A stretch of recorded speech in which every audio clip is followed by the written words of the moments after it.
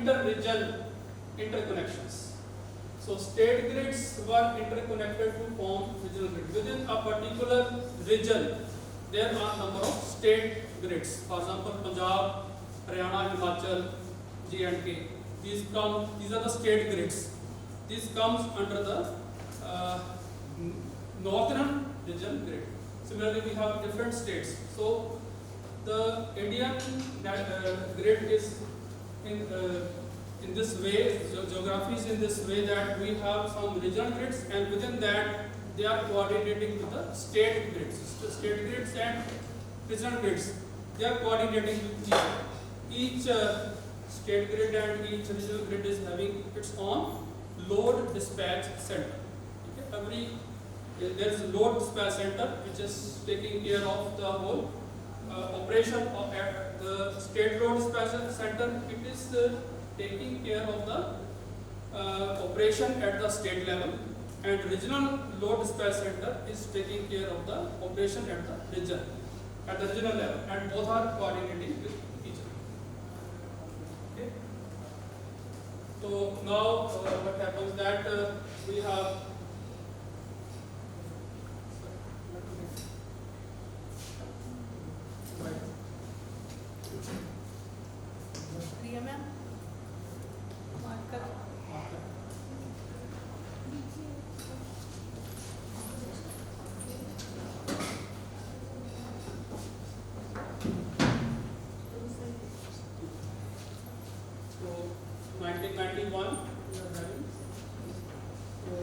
northeast, and there is synchron.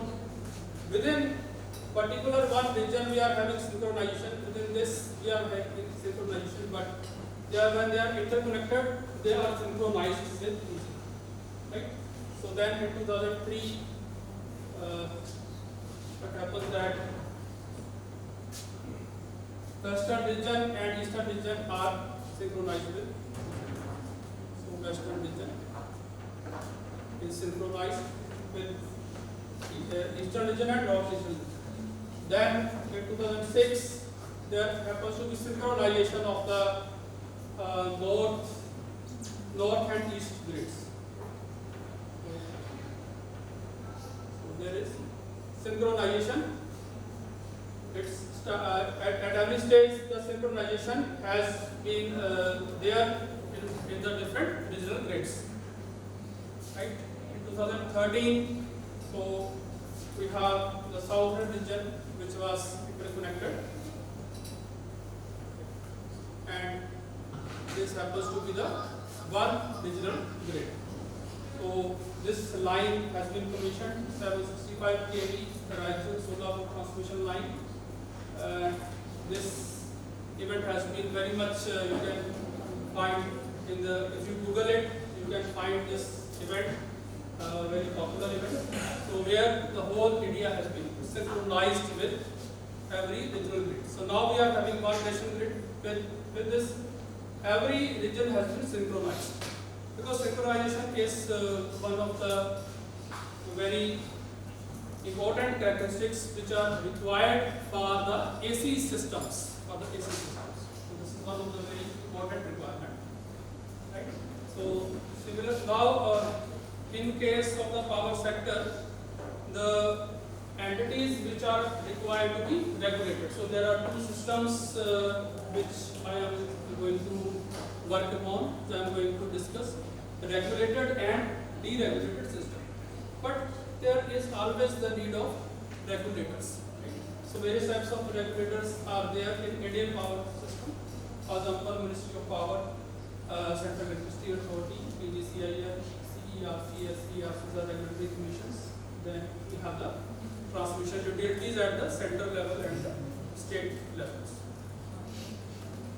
So if we look at our scenario, so but explaining to you that with the private participation, what happens that private participation gives competitive environment. So the same thing is happening in power sector, that out of the total 462 gigawatt, we have this 462 gigawatt of the power generation capacity available in our power sector, Indian power sector. So as per the Central Electricity Authority, so one important thing is that 53.7% has been generation capacity, not generation capacity.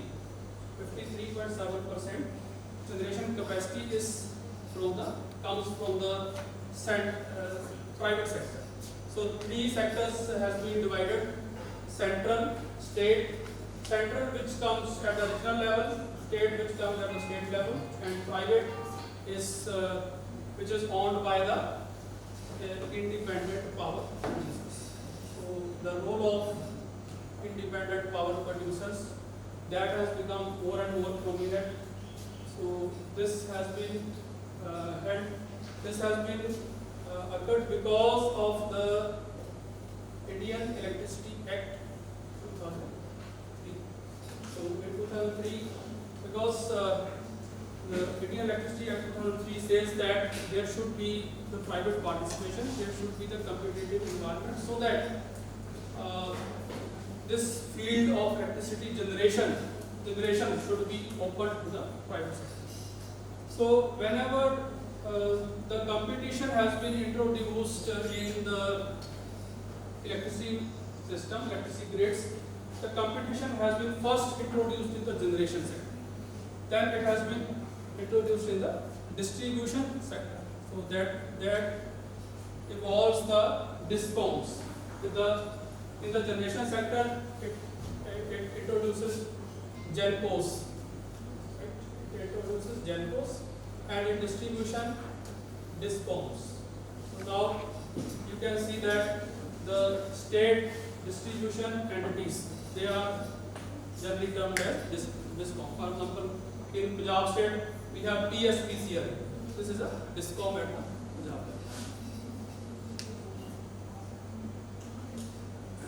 Now, what happens that if we talk about, because again if we talk about the clean energy, but we have 52.9% comes from the fossil fuel based plants, and the renewable generation is 45.3%.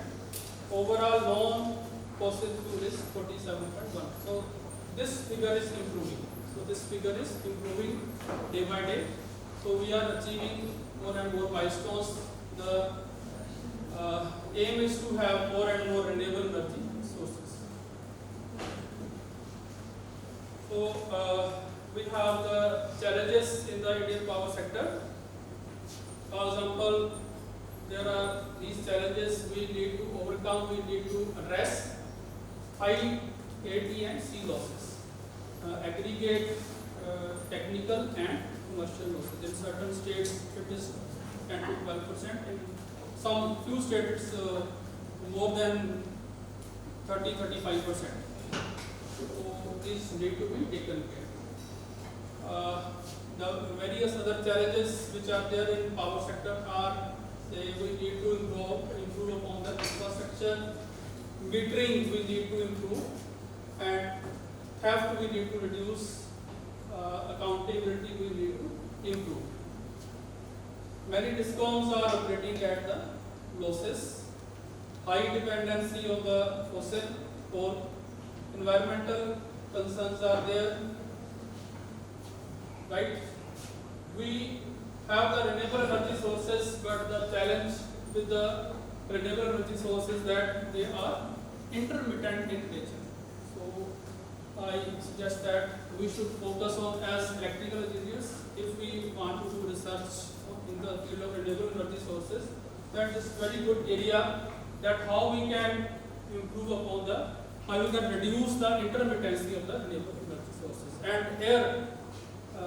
here electrical vehicles can play one big role to reduce the intermittency of the renewable energy sources. So electrical vehicle in itself is having certain challenges, but there are certain opportunities because they act like a storage system which is available to us.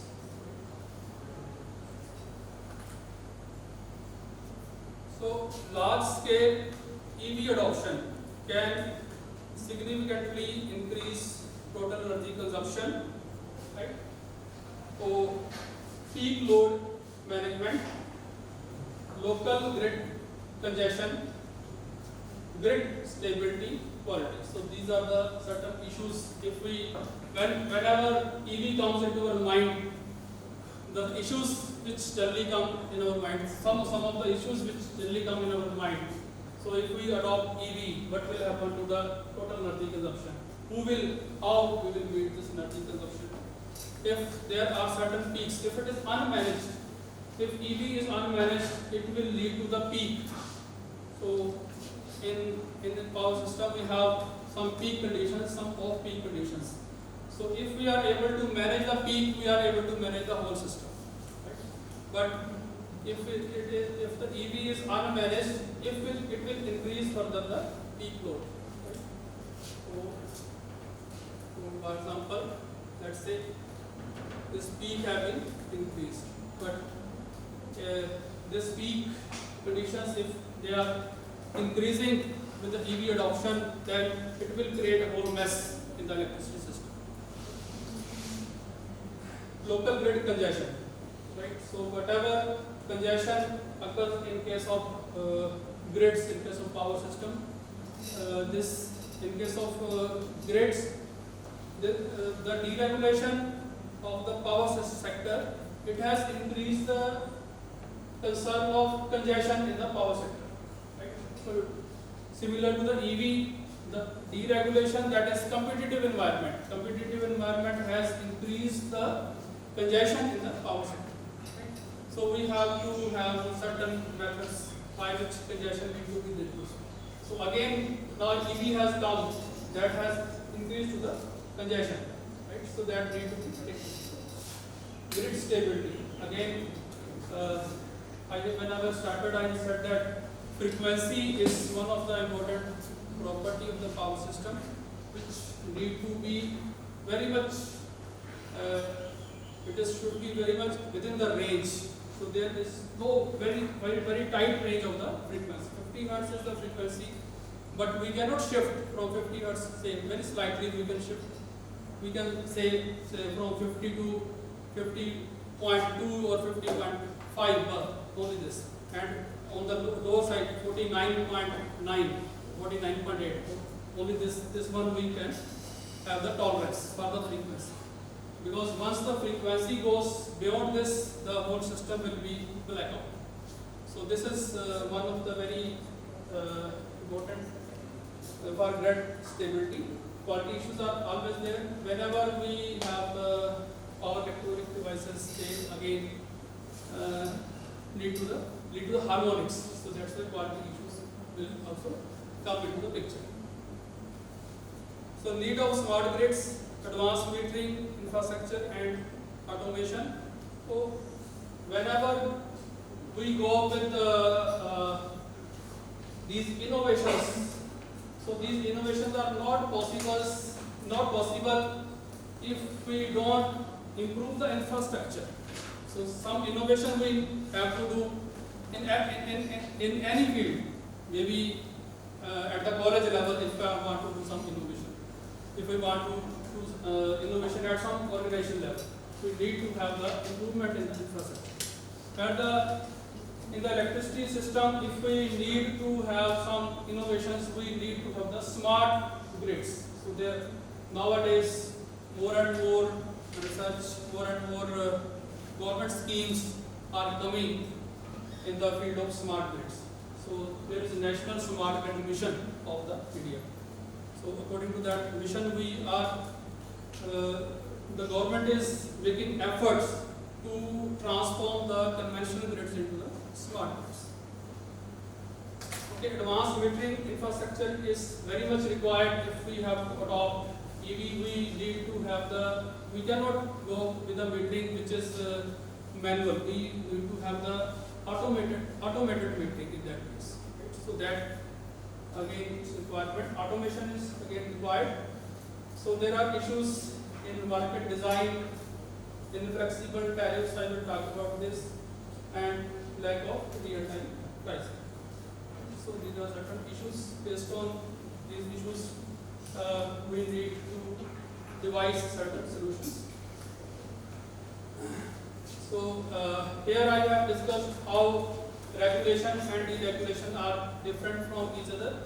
I have explained these things that regulation is a monopoly model. In the monopoly model there is no competition, right? But in monopoly model, what happens that the regulators has to play a big role. So all these entities are under the control of government companies, right?